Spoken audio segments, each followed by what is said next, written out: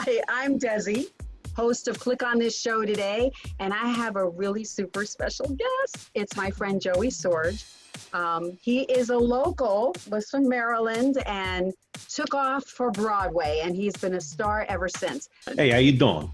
You doing good? So, there's a funny story. We're going to share this because it's so cute because I even forgot about this. But I'm an actress, and Joey and I met years ago at a show at Silver Spring Stage, and it was called Criminals in Love. Yes. And what was it that you were reminding me of about that? Oh, Joey? well, I first met you under your shirt because that's how the scene started in Criminals in Love. With we were boyfriend and girlfriend, and apparently I'm like making out with you, and I'm under your shirt and enjoying, a little too much at my teenage years.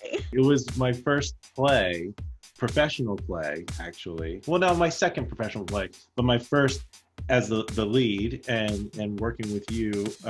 It was quite a shock to my mother and my grandmother when they came to the show and the lights come up and I'm under this girl's shirt. So, that was like, welcome to theater. and you've been in it ever since. So obviously it must have been a good experience. Right? But I was always fascinated because you were so fearless. And the last conversations we had were actually backstage off to the side. Jerry Whidden, who was the artistic director back then, had walked away, and you said that you were heading to New York. And I went, really? Oh, yeah. I decided I'm going to go do Broadway over there. And at that time, you had also met your future wife. Yeah. So, I mean, you wasted no time. You went to New York, you got married, and you've been on this stage ever since. And I mean, you've done amazing things. I mean, looking at your resume and stuff, he's been in Plaid, A Funny Thing Happened on the Way to the Forum, South Pacific, Saturday Night, Marty, Escape from Pterodactyl Island, and Forever Plaid. But you've done, you actually cut your teeth into local theaters, regional theater. You also did, I think you were on a cruise ship, right? Yep. I did a cruise ship. The thing that was with DC, and I loved growing up there and going to school there and kind of cutting my teeth and getting my equity card and all that. The thing at the time, and it's not the same now, but at the time, once you got your equity card, you couldn't get arrested in DC.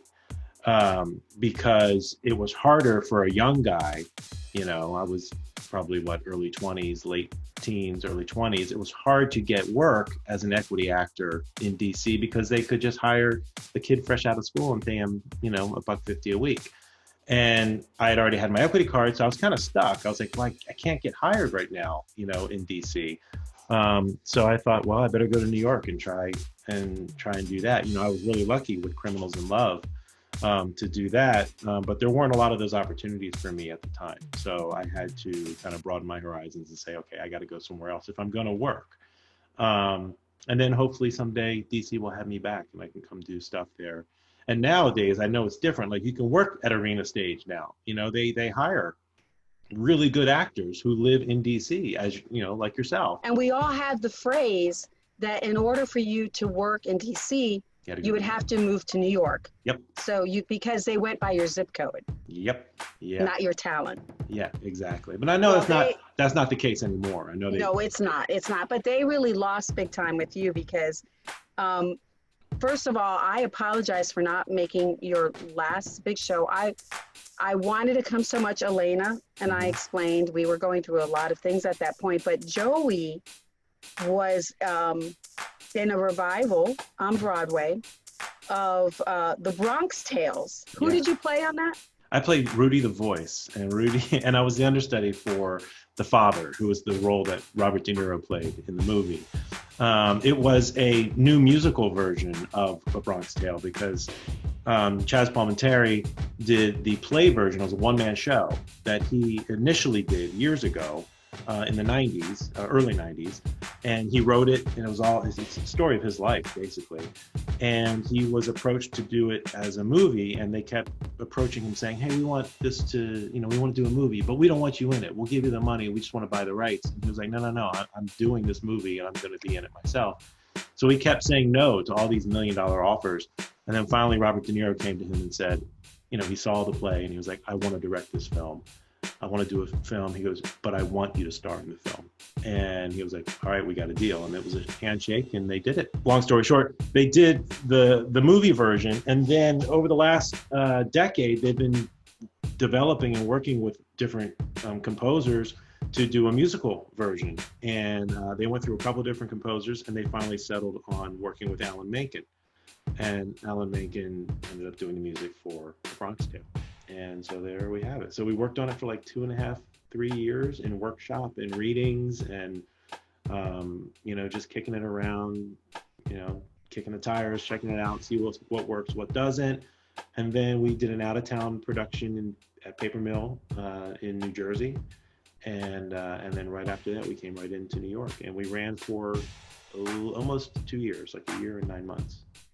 Well, I know it was a hit, and that's great. and tickets are like selling out like this. Yeah. And from the pictures that I saw, and nowadays, of course, which didn't happen back then when we met and were doing theater, they actually show trailers like movies. And so they were showing trailers advertising this, and I was just watering at the mouth. I just wanted to go see that so bad. It looked fantastic. Oh, it was great. Was this also the one that De Niro co-directed? Yes, with someone? He co-directed this. Yeah. So how was that like? Mr. De Niro, Bob, as they call him, is amazing. He's wonderful. He's very specific. I mean, he'd never directed a musical before, and he knew that wasn't his territory. He's a film guy. That's his lifeblood. And so Jerry Zaks was our director, our main director. He shaped the show. He created the storyline, the direction. I mean, he really put it together. And Bob was there every day. He would sit in the rehearsal room and he would consult with, specific actors or work with Jerry himself and say, this needs to do this or this should do that. He was so into the specifics, like a gangster wouldn't hold his money this way. He'd have a rubber band around his wad of bills, or, he knew all the history, the mob life, and he knew, how a guy would walk and how a guy would talk and what kind of quality of clothing they would wear. Like he literally would go to our fittings and be like, no, this isn't the right, material for this suit. It's got to be 80% this and 10% that. He really was very specific. He goes, a made guy from California wouldn't wear that kind of hat. It was that specific, and that really helped us as actors, to feel supported in every way. So not only were we getting support from Jerry, through the musical lens, but we were getting it through the almost cinematic lens of Bob as well. So I love Bob. He is a big cheerleader of everyone in the cast. He was very supportive and very loving, very quiet man. You gotta approach him if you want to talk. He's not gonna, talk to you. That's what's so odd, because I'll be honest, and that's what I've heard. He's kind of shy and reserved. Oh yeah, he's just. But from someone who is a fan of his and seeing all the mob films that he's done, like recently The Irishman, that was something. But in my brain, I'm not gonna lie, I pictured you on the side and him coming up to give you a note, going, Joey, I don't want to have to give you an attitude adjustment. Could you please sing on pitch next time? No, it's funny. He did do one thing. It was we were in a reading of the show at one time. I just met him, so this was fresh, and we were all sitting in our semicircle for the reading, and he came up to a bunch of us guys, and we're all sitting there, and we'd already read the scene or whatever, and they'd taken a break, and he comes up and he goes, "Which one of you says whores?" And we're like, because of the word, and someone says, you whore or something. And the guy, this guy, Dominic Scaglione goes, that was me, sir. And he goes, "It's hua. You got to say hua." And we're like, "Yes, sir." "Yes, Your Majesty." "Yes, Your Excellency." It was really funny. And he just walked away smiling, So, I mean, it was that kind of stuff. He's like, "That's not how you would say it. You would say it like this, You know, it's kind of like, I mean, we didn't know each other then, but I moved straight to Fredericksburg, Virginia, out of New York, and I talk like that. And I had a heck of a time in high school and stuff in English class, because I would say things like "hua" and "dog," and I mean, I've mellowed a lot. So, but that's very. Don't throw it away. You never know when you may need it. Well, so. I mean, I just so envy. I mean, I'm so happy for you, Joey. Oh my God. But I so envy you. Oh, I would have died to work with Robert De Niro. But the other person that you hold close to your heart was Garry Marshall. Yeah. And you did a couple of shows, I think, and films. Yes. Directed by him. Yeah. I am officially a FOG, which is a friend of Garry. That's what they call them, FOG. I was doing Drowsy Chaperone on Broadway at the time, and they were having auditions. They were looking for a Fonz for Happy Days, the musical version. And they had done a couple versions of it at his theater in LA for a couple of years, and different, iterations of it. And they finally said, we're going to go to New York. We're going to really put together a creative team. Gary's going to come in, and they're going to really, work on putting this show together for an official, proper production. And then hopefully do a national tour, and who knows, maybe come to Broadway, who knows. Anyway, they were having auditions, and so I went in and I auditioned, didn't think anything of it, went away, and then they called me back. I did it again. They put me on tape, and I guess the tape had gotten to Garry at his office in LA. And when he saw it, he said, "We found a Fonzie." So that was the beginning of a wonderful relationship.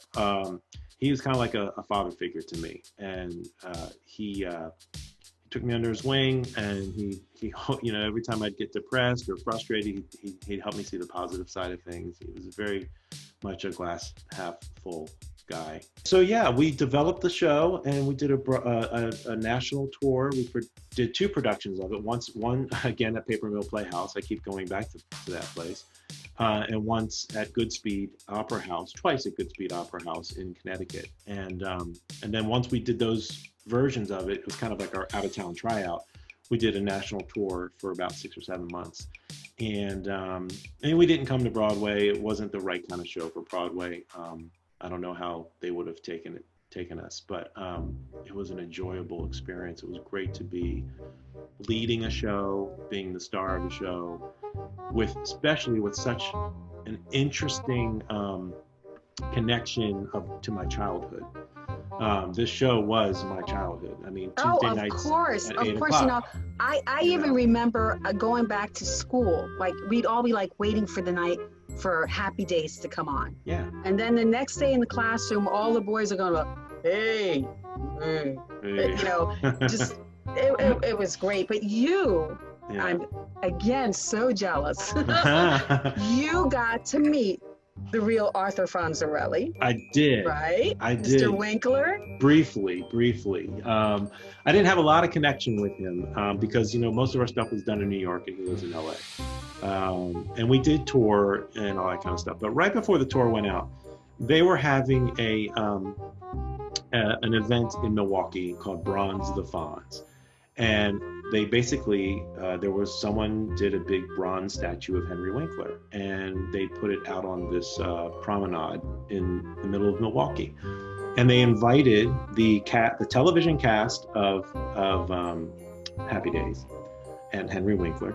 And they also invited me and the girl playing Pinky Tuscadero, Felicia Finley, for... Wait a minute, you got to meet the entire Happy Days family?